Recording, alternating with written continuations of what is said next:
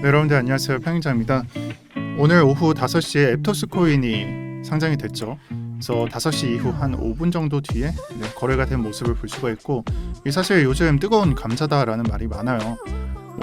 명목상으로 보면은 페이스북의 DM 개발진들이 좀 모여서 합작을 해서 다시 개발을 해서 만든 것이다.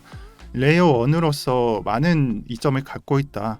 그리고 또한 페이스북에 투자를 하는 그런 수요가 여기에 담겨져 있다라고 보는 사람들도 있는데, 한 가지로는 좀 안 좋은 시선을 갖고 있는 것도 분명합니다. 그래서 오늘은 그런 점을 좀 설명을 드릴 거고, 우선 여러분들께서 좀 익숙해져야 되는 인물인 것 같습니다. 이 두 분이 앱토스의 얼굴이다라고 보시면 되는 거고, 앱토스의 화이트 페이퍼를 보게 되면은 좋은 점들이 많이 적혀져 있어요. 사실 레이어 1이라고 하면은 풀어야 될 문제는 거의 세 가지로 축약이 되죠. 탈중앙은 거의 기본적인 거고, 수수료와 속도면 그런 것들이 어떤 식으로 좀 기술적으로 해결을 했나, 아니면 우리는 어떤 기술을 갖고 있나라는 것들이 설명이 되어 있습니다.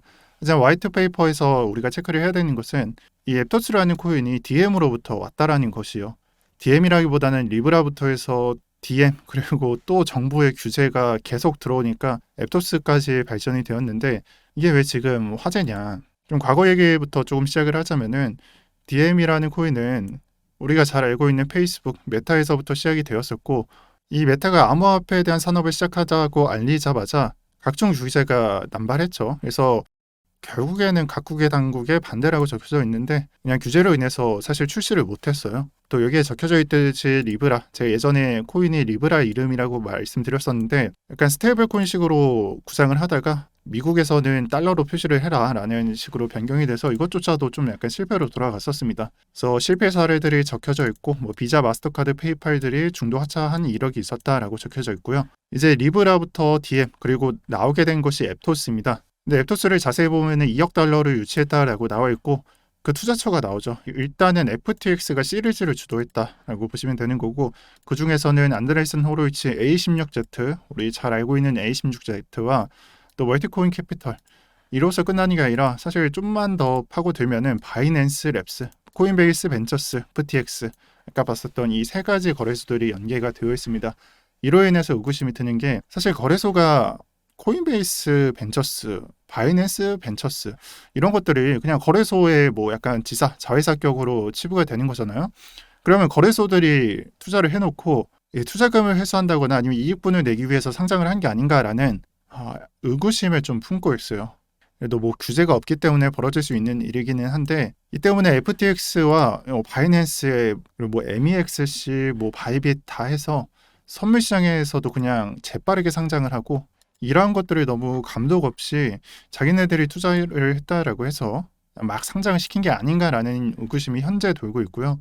저는 여러분들한테 앱토스 코인을 투자하지 말라고는 말을 안 하겠어요. 왜냐면은 이렇게 거래소가 밀어주고 뒷배경도 빵빵하고 개발진이 페이스북이다, 이것보다 좋은 배경이 어디 있겠어요. 그리고 각종 거래소랑 코인계의 VC로 유명한 업체들, 약간 기관들도 참여가 되어 있고, 또 사실 FTX 하면 솔라나인데, 이 솔라나를 만들었다라고 생각을 하셔도 좋은 이 FTX도 앱토스를 밀어주고 있다는 게 좀 약간 긍정적으로 볼 시선인 것은 맞습니다.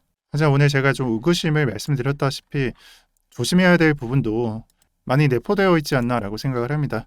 그리고 제가 예상을 했을 때는 이 앱토스는 단 한 번의 장세로 끝나는 게 아니라 지금의 루나처럼 거래대금을 휩쓸면서 장을 조금 주도할 거예요. 그러면은 이 선물 투자나 아니면은 약간 단타나 스캘핑 하시는 분들은 이 차트 보면서 그냥 매매를 하셔도 저는 좋다라고 생각을 해요. 그런 부분들이 이 가치가 어떻고 누가 참여를 했던지 간에 그냥 추세선만 긋고 매매를 해도 좋다라는 말에 해당합니다. 제가 교육했다시피 많이 상승한 놈은 꺾일 수밖에 없고, 많이 하락한 놈은 언젠가는 꺾이게 되어 있어요. 수시로 보셨으면 여러분들 잘 아실 거예요. 그래서 단기적으로는 다른 코인 보지 마시고, 아마 단타를 하실 거면은 앱토스 한번 그냥 매매를 해보는 것도 좋다라고 생각을 하고요.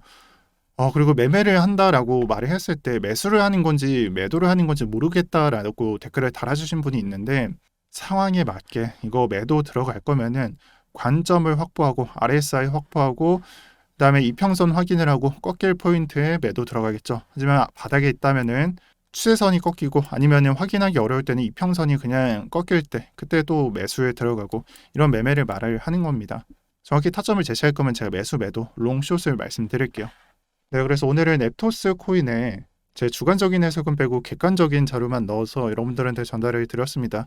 따로 제가 평가는 안 할 테니까 여러분들 객관적으로 한번 생각을 해보시고요. 더욱더 궁금하신 분들 있으면 좀 조사를 해서 접근할 필요도 있어 보입니다. 네, 그리고 마지막으로 비트코인의 모습 좀만 보고 마무리해 보도록 할게요. 이번 차트는 2일에서 3일 정도의 상승분을 모두 되돌려 놓은 또다시 그냥 원투펀치로 빠지게 되었다라고 보셔도 좋습니다. 모두 다 그냥 원투예요. 그냥 횡보를 지속한다라고 볼 수 있고, 더 암울한 거는 고점도 못 넘긴 상태에서 원투가 나왔다라는 것이 되겠죠.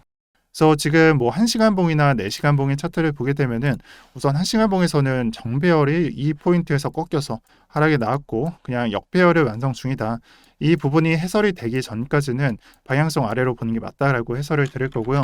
1시간 봉보다 이런 단기장보다 조금 더 길게 보려고 4시간 봉을 보게 되면은 4시간 봉의 모습조차 좀 암울하게 흘러갑니다. 그래서 지금 검정색 선이 5일선이고요. 이 하늘색 선이 21선, 그리고 주황색 선이 60일선에 해당합니다. 이 차트가 정배열일까요, 역배열일까요를 따지지 말고 그냥 단기랑 장기, 주로 5일선과 21선을 보게 되니까 이 선이 어떻게 형성이 되었는지를 보시면 됩니다. 당연히 데드크로스 이후에 하락을 했고 지금이 60일선을 좀 테스트한다라는 느낌을 가져가고 있고요. 이게 단기 상승이었고 이 아래에서 놀게 되면은 역배열이 추후에 완성이 됩니다. 결코 좋지 않은 차트다라고 말씀을 드릴 거고, 이러한 차트에서 반등이 나오게 되는 것도 사실 손익비를 얼마나 계산을 해야 될지 모를 정도로 대단히 좀 변동성이 없습니다. 이러한 부분이 내포되어 있기 때문에 따로 말씀을 안 드린 점도 있습니다. 자, 그러면은 좀 더 긴 기간에 대해서 한번 생각을 해볼게요. 저는 사실상 주말까지는 좀 하락이 나올 것이다 라고 보고 있는 사람인데요. 일봉에서 우리가 스토캐스틱을 보게 되면은 이 부분이 간섭이 돼서 하락이 단기적으로 안 나왔다라고 말씀을 드렸지만 어제자 봉이 마감을 하면서 데드크로스가 확정이 났고 이제 하락할 시기를 알려주고 있습니다. 그래서 이 하락하는 시기에든 저가를 건들 수 있는지 체크를 해주시고, 이 전권은 다 깨졌어요. 선물시장 보면은 이 캔들이 여기까지 내려와 있습니다. 그래서 이 저가만 남았다. 구체적으로 17.6K 저가만 테스트하면서 이게 과연 뚫리는지 안 뚫리는지를 봐라라고 말씀을 드릴게요. 또 이런 말 한다고 얘는 뚫린다라고 말했다, 이렇게 이해를 하시지 마시고 테스트 구간에 해당하기 때문에 관찰 포인트로 해석을 해야 된다라고 말씀을 드리겠습니다. 아마 이 가격을 17.6K를 내려주게 되는 차트는 나스닥에서 같이 나오게 될 겁니다. 그래서 나스닥은 지금 현재 반등 이후에 그다지 뭐 약간 내린 점은 없지만 아마 비트코인이 이 저가를 뚫게 된다면은 나스닥 차트는 여기를 건들고 있을 거예요. 그게 아니라면 좀 더 저가를 건들고 있겠죠. 이 차트가 아니라면 지금의 비트코인 차트상 저가를 건들 위험은 없다. 하지만 그 반대로 여기를 터치하게 된다면은 비트코인은 저가를 이탈할 수도 있다. 이렇게 분석을 드리겠습니다. 그리고 좀만 더 말씀을 드리자면은 나스닥이 내려가지 않는데 비트코인이 저가를 좀 약간 건들다거나 아니면 이런 식으로 상승분을 모두 죽인다라는 것은 그렇게 긍정적인 모습은 아닙니다. 현실적으로 지금 차트만 해설을 하면 그렇습니다. 그래서 모두 주말까지는 좀 안정적인 투자를 하셨으면 좋겠고, 단기적으로는 좀 앱토스 장세가 나올 수 있음도 잡코인을 들고 계신 분들, 앱토스 외에 잡코인을 들고 계신 분들은 좀 유의하시면서 변동성 줄여 나가시길 바라겠습니다. 네, 오늘 영상도 여기까지 하겠고요. 뭐 단타나 스캘핑이나 현물이나 선물이나 따질 거 없이 투자 공략집을 받아가시고 싶으신 분들은 여기 신청에 누르셔서 카톡에 연결되면은 참여라고 적어주시고 투자 공략집 받아가셨으면 좋겠습니다. 시청 감사드립니다. 팽경장이었습니다.